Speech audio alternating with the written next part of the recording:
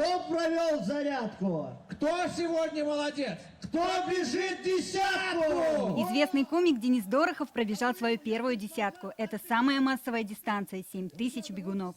Звездного гостя на спортивные достижения вдохновил министр спорта Татарстана Владимир Леонов. Их связывает КВНовская дружба, а теперь еще и общая дистанция на марафоне. Вот моя первая десятка, и сразу все. И дождь, и холодно. Вот, трасса прекрасная. Ну, я думаю, что если было бы солнечно, вообще бы шикарно. Вот, можно было насладиться видами Казани. Но с другой стороны, возможно, это дало вот именно так сосредоточиться чисто на дистанции. Я сейчас специально тоже пробежал, посмотрел. И старый млад, в общем-то, это такой некий мотиватор, объединяющая история.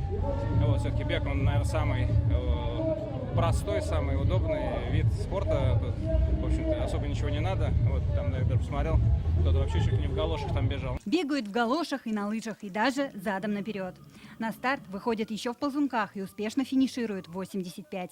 Участники приехали из 17 стран и 80 регионов России. Заселили все отели и сняли все квартиры. Приезжих 75%.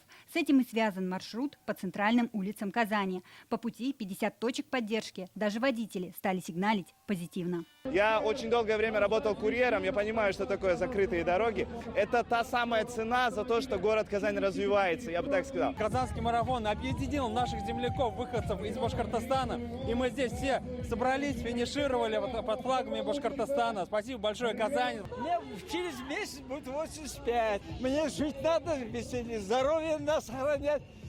Бег – здоровье, движение – это здоровье. Игры какие, харакета, баракета.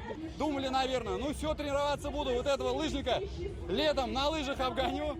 Вот, всю дистанцию 10 километров, час 6 это результат. Независимо от результата на финише медаль. Юбилейная с главными объектами города. Казанскому марафону 10 лет. Это новый отсчет после 25-летнего перерыва. Первые соревнования прошли в 1975 году. А в этом событие по масштабу сравнимо с московским и питерским марафонами. Помимо культуры болельщиков, Казанский марафон активно развивает культуру волонтеров. В этом году организовать событие на 30 тысяч человек помогает 400 добровольцев. Благодарю. Пошлите дальше. Завтра еще один день Казанского марафона. Заявлены 8 тысяч бегунов на серьезные дистанции 21,1 и 42,2 километров. Впервые забег покажут в прямом эфире на федеральном канале. Особое внимание к профессионалам из Кении, которые претендуют на лидерство и денежные призы. Для самых быстрых призовой фонд 8 миллионов рублей. Лилия Кашварова, Адель Миндубаев, ТНВ, Казань.